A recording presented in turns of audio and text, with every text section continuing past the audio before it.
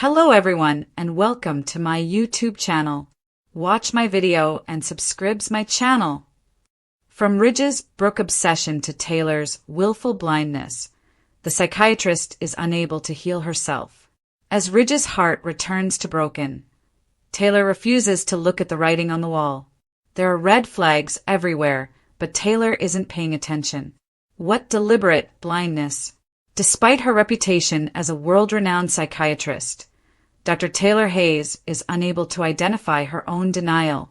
Taylor is aware that everything changed after Ridge Forrester's valiant rescue of Brooke Logan in Italy. That slight change in his manner? When young Kelly Spencer comes over, do you see the shame plastered on his face? The fact that he can no longer look her in the eyes? These are huge red flags that this engagement is doomed. Not little bumps in the road. But rather than confronting reality, our favorite psychiatrist is bracing herself for conflict. She is adamant about preventing the Logan from the Valley from winning and is certain that this is just another phase in her decades-long conflict with Brooke. The issue is that the fight is already ended. Ridge made his decision when he dragged Brooke out of those waves in the Mediterranean. Everything changed because of the Italian rescue. This was no ordinary business trip, so let's talk about what actually happened in Italy. The same Italy where Ridge and Brooke have previously reunited and where memories abound, was chosen as one of their most romantic destinations. What about Taylor? Physically separated from the action, she remained at home in Los Angeles. That is intentional narrative, not a coincidence. Ridge acted without hesitation when Brooke found himself in the water during that boating mishap.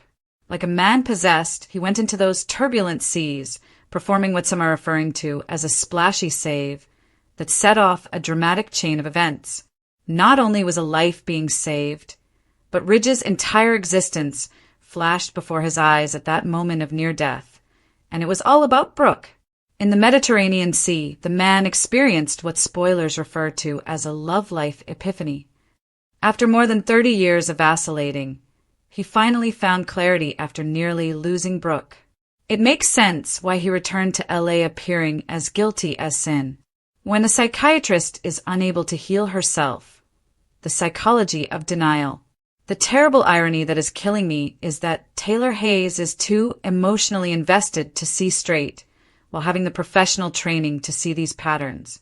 This is the sunk cost fallacy seen in textbooks.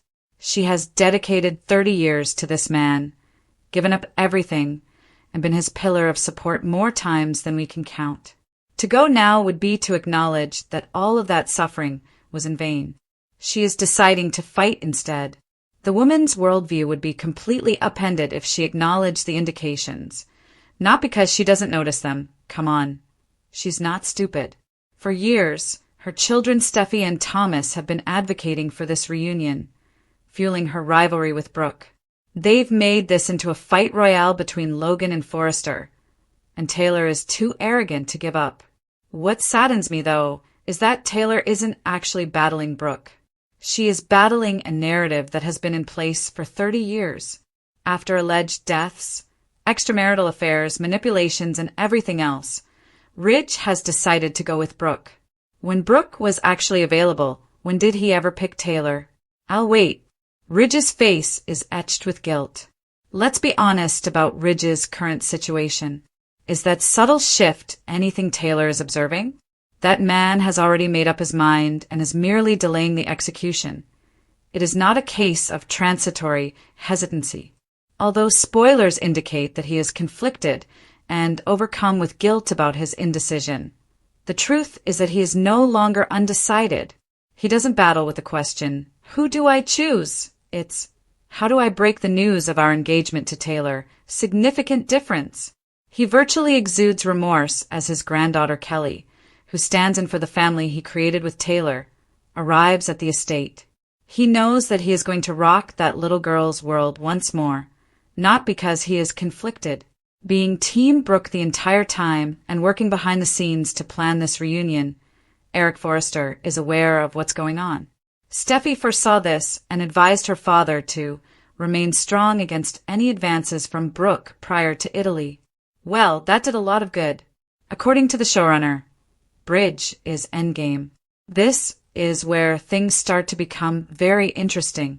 Bradley Bell, the executive producer, no longer even tries to keep us guessing.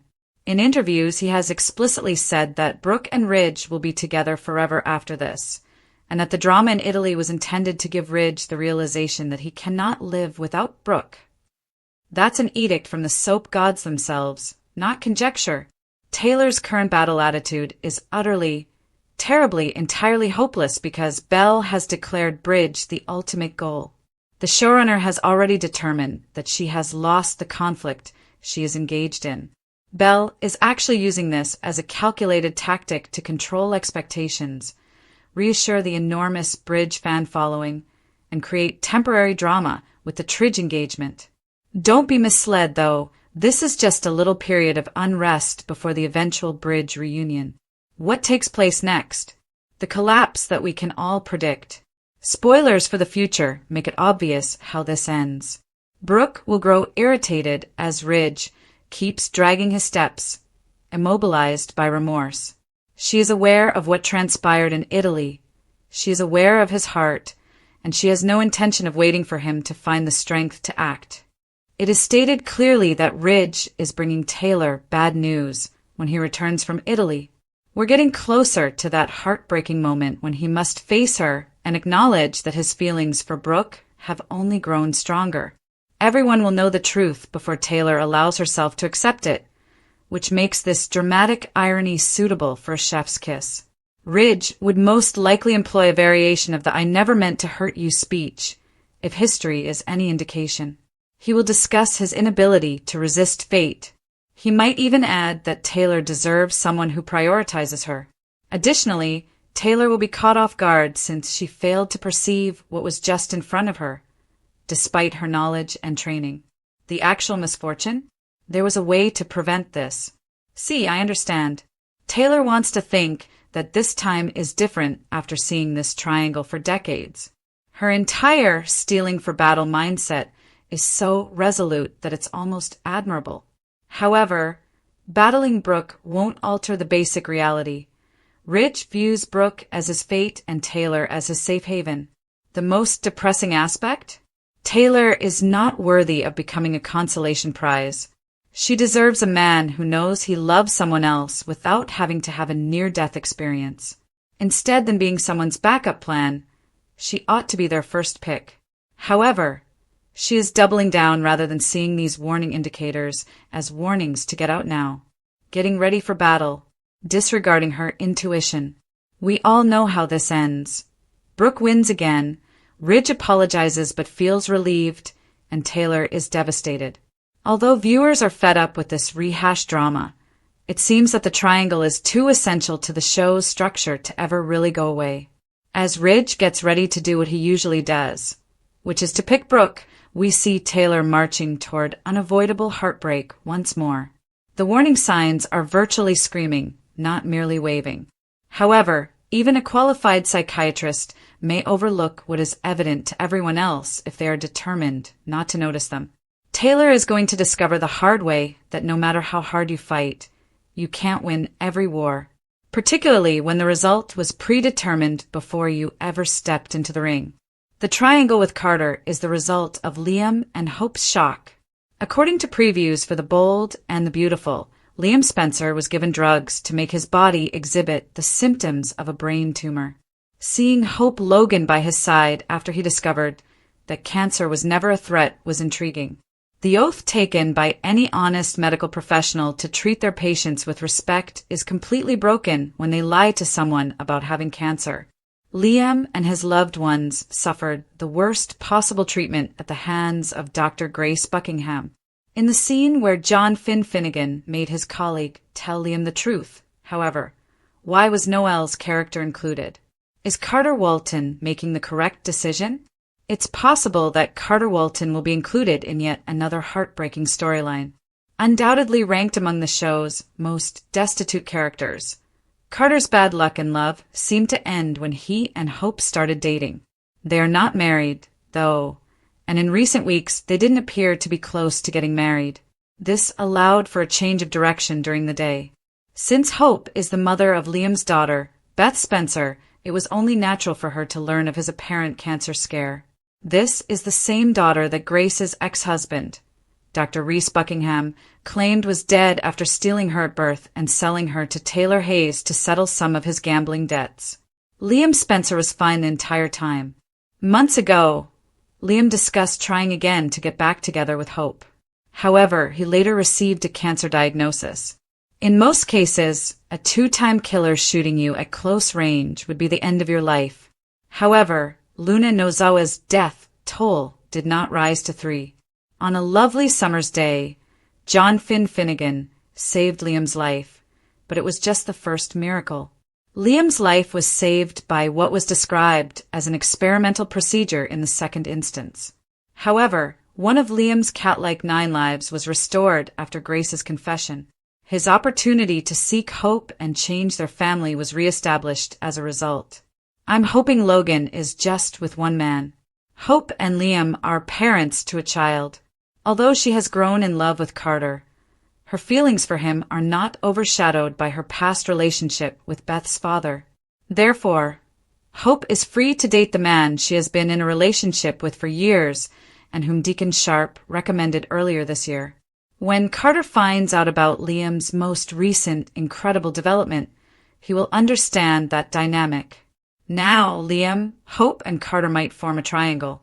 It's fantastic soap because she has a feasible route forward with either character. Grace and Lee are being targeted by Bill. According to teasers for The Bold and the Beautiful, Bill Spencer is unaware that he will have second, more severe shock. The immortal Luna Nozawa killed his son, even if Grace Buckingham never meant to. Hope Logan was present when Liam Spencer had his dramatic talk with his father.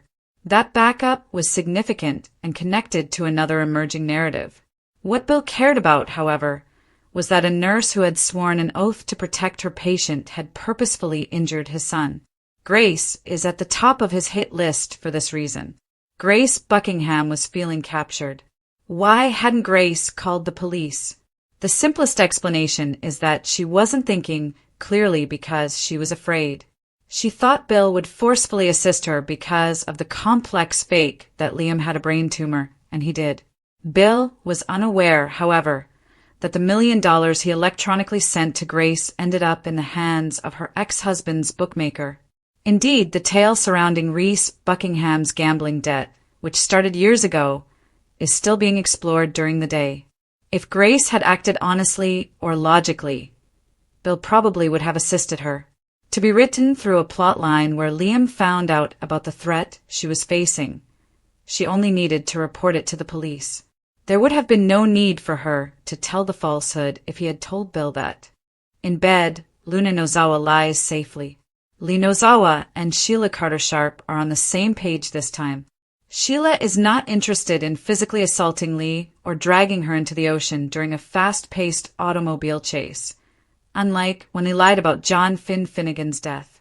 Luna is important to the women since she is a member of their family. They are thrilled that their being together brought about this awakening, which had overtly soapy overtones, and they both blame Poppy Nozawa for Luna's detour. Bill Spencer protects his family from every danger. Liam's apparent impending death affected Bill. It pushed the dollar bill personal underground and wounded his heart. However, Liam and Hope were certain that once Bill discovered Grace's corruption, he would lose it. Since they don't know Luna exists, their disclosure of Grace to Bill is a prelude. Sheila is going to help Lee keep a huge secret safe. They are aware that many people on Luna's adversary list refrain from breaking the law and that she will be imprisoned if her existence is made public. Liam was given medication by Grace that caused symptoms of a brain tumor. However, Luna killed Liam by shooting him. When Bill eventually learns that she is still alive, he will have little sympathy for her or those who protected her existence. Psychiatrist can't heal herself. Taylor's willful blindness to Ridge's Brooke obsession. Ridge's heart drifts back to Brooke, but Taylor refuses to see the writing on the wall. There are red flags everywhere, but Taylor isn't paying attention. World-renowned psychiatrist Dr. Taylor Hayes, is failing to diagnose her own denial. Everything changed after Ridge Forrester's valiant rescue of Brooke Logan in Italy, and Taylor knows it deep down. That slight change in his demeanor, the guilt that is written all over his face when little Kelly Spencer visits, the fact that he can no longer meet her eyes. These aren't small setbacks. They're huge warning signs that this engagement is doomed. The problem is that the war is already over. Ridge made his decision the moment he pulled Brooke from those Mediterranean waves. Taylor, on the other hand, is preparing for battle rather than confronting reality because she believes this is just another round in her decades-long conflict with Brooke, and she is determined not to let the Logan from the Valley win. Everything changed because of the Italian rescue. It's not a coincidence. That's intentional storytelling. Let's talk about what actually happened in Italy, because this wasn't just any old business trip. Ridge and Brooke were sent to one of their most romantic places. The same Italy where they've reunited before, where memories linger in every cobblestone and sunset. Taylor, on the other hand, stayed at home in Los Angeles, physically removed from the action. During that boating accident, Ridge didn't hesitate when Brooke ended up in the water. He dove into the rough waves like a man possessed, performing what some are referring to as a splashy save that set off a profound chain of events. This wasn't just about saving a life. In that moment of near death, Ridge's entire life flashed before his eyes, and it was all about Brooke. In the Mediterranean Sea, the man experienced what spoilers refer to as a love life epiphany. After more than 30 years of vacillating, it took nearly losing Brooke to finally clear his head, which is why he returned to Los Angeles looking as guilty as sin. When a psychiatrist is unable to heal herself, the psychology of denial. The tragic irony that is killing fans is that, despite having the professional training to identify these patterns, Taylor Hayes is too emotionally invested to see them clearly. This is a classic case of the sunk cost fallacy. After spending 30 years with this man, giving up everything and being his rebound more times than we can count, to leave now would be to acknowledge that all of that suffering was in vain. Her children, Steffi and Thomas, have been pushing for this reunion for years, fueling her competitive fire against Brooke. They've turned it into a Logan versus Forrester battle royale, and Taylor is too proud to give up. This is why she's fighting, not because she doesn't see the signs. Come on, the woman isn't stupid. But because admitting them would destroy her entire worldview. The thing that saddens me, though, is that Taylor isn't actually fighting Brooke. Rather, she's fighting against 30 years of conventional wisdom. Ridge has picked Brooke after affairs, after presumptive deaths, after manipulations, after everything. When did he ever pick Taylor when Brooke was actually available? I'll wait. Ridge's face is etched with guilt. Let's face it, what's going on with Ridge? That subtle shift that Taylor is noticing isn't just temporary indecision. It's a man who has already made up his mind and is simply delaying the execution. Spoilers confirm that he is conflicted and consumed by guilt about his indecision. But the truth is that he is no longer indecisive. When his granddaughter, Kelly, arrives at the mansion, representing the family he created with Taylor, he practically exudes guilt. Not because he is conflicted, but because he knows he is going to rock that little girl's world once more. His internal conflict isn't, who do I choose, but rather, how do I tell Taylor I'm ending our engagement? Even Steffi saw this coming, cautioning her dad before Italy to stay strong against any advances from Brooke. A lot of good that did. Eric Forrester is aware of the situation. He has been Team Brooke the entire time, working behind the scenes to plan this reunion. According to the showrunner, Bridge is endgame. The interesting part comes next. Executive producer Bradley Bell isn't even attempting to keep us guessing anymore. In interviews, he has stated unequivocally that Brooke and Ridge will be together forever after this, and that the Italy drama was created especially to help Ridge realize that he cannot live without Brooke. That's not conjecture. It's a decree from the soap gods themselves. Bell has proclaimed Bridge the ultimate endgame, which means Taylor's current combat position is tragically entirely pointless. She is engaged in a war that the showrunner has already determined she lost.